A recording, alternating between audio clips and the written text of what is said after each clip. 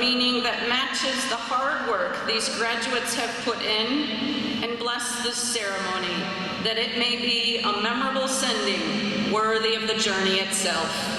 Amen. Good afternoon to all of you on this day of celebration. Commencement is one of the best days in the American calendar. It is a day of hope, a day of optimism, a day of celebration and of triumph. It's a day of community effort because no one of our graduates came to this moment by herself or himself. Don't ever forget that we are citizens of this world, as reinforced by the Monmouth College Citizenship course. There are things in this world that we can do to revitalize the human experience. Things that we can do every single day. Things that are free. Character, honesty, respect, kindness, and love. These are some of the qualities that I've found at Monmouth College, and we should emulate them. We are too good for gossip and snark. We are too good for intolerance. We are too good to think that people who disagree with us are our enemies. Don't ever forget that a small group of thoughtful people can change the world. So please listen up, because while you're not headed for the world of combat, you are headed for the world of competition, where success is too often measured in immediate gratification, by the bottom line, and by self-aggrandizement. So the first lesson is one you might expect to hear from a Marine. Take care of yourself physically. In America today, we almost never dwell on the necessity of being in good shape, but the lessons of history bear this out. If you really want to be competitive, you've got to take care of yourself. I can't tell you how many bedsides that I attended in Iraq and Afghanistan, looking down at one of my badly wounded Marines or soldiers, and the doctor or the nurse telling me that the only reason he's alive is because he was in good physical condition. The doctor's point, this warrior survived because he maintained a physical edge. But let me take this one step further for you. If you achieve and you can keep that edge, if you can continue to be in good shape, you'll handle uncertainty better. You'll resist fear longer. And you'll think more clearly in the crises that are inevitably coming your way. So what's this mean for you? Well, first of all, Monmouth doesn't graduate slackers. It produces young women and men of character who are imbued through their education to lead. And leadership, true, compassionate leadership, is hard. It's demanding, and it's relentless. You have to possess the endurance that flows from a physical edge. For you to thrive in the pressure cooker of today's business environment, you've got to be in shape.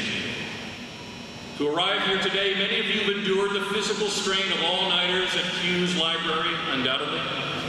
For others, in both your studies and your participation in sports, your stamina and your endurance has been undoubtedly tested. But you've all just begun to feel what is hard. As you age and your responsibilities grow, finding time to maintain your physical condition will become both more difficult, but more essential. And it won't be long before your daily demands of family and career begin to test your endurance and sap your energy in ways you've not experienced. It's important that you begin to test yourself and to test your physical limits today. This is an understanding I developed over the course of my long career, and one which I often grappled with mightily in my service as the commander of our forces in Afghanistan for 18 months. Sometimes through the fog of exhaustion in combat, and it's impossible really to describe that feeling, I'd be presented with the requirement to make a decision, often where lives would be at stake. That I trained myself and I trained my staff to ask the question, does this decision really need to be made now? Some did, but some could wait. And after I'd gotten a short period of rest or sleep, I found myself in possession of the higher faculties needed to make that decision and move on.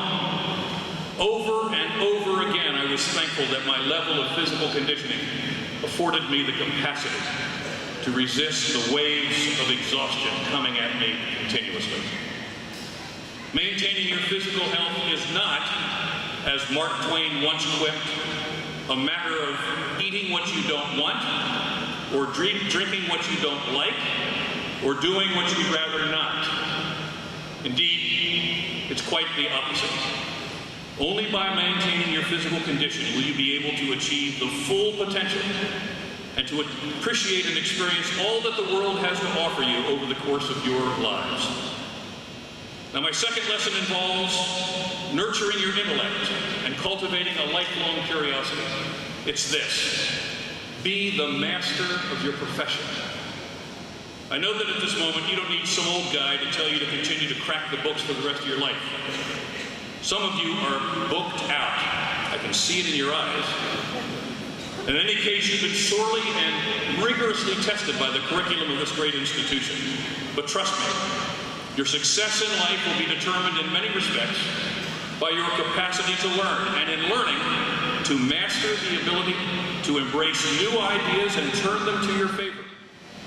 Being a master of your profession also means embracing the humility that comes with a lifetime of service and study. I've seen this everywhere. Everywhere that I've served, the greatest and most successful professionals are those who are committed students. Put succinctly, all great leaders are great readers. Indeed, there's a reason today's ceremony is called a commencement. A commencement is not an end of a journey, but a beginning. Today should not mark the final chapter of your education, but the first chapter of your lifelong dedication to the pursuit of knowledge. So to that end, the entire march of human history exists for you at the touch of a keyboard or a quick visit to your library. You have the ability to harvest the thoughts and the teachings and the experiences of generations of women and men who've gone before you. And while you can't do anything about having a 22-year-old body, there is nothing that should prevent you from having a 1,000-year-old mind. And I want you to think about it. Seek the wisdom of the ages. Read and achieve that 1,000-year-old mind. My third and final lesson has to do with values and the vital work of enriching your spirituality, your spirit. And it is this: be a servant leader. As you transition into independent adulthood, moving finally out of the basement, but striving to put the needs of others ahead of yours, and strive to be a servant leader, putting others first, and you will find that life's journey will be more fulfilling and enriching. Look for the causes bigger than yourself, causes that provide and convey higher purpose, and dedicate yourselves wholly to those causes. Be an exemplar of humanity and fellowship in action.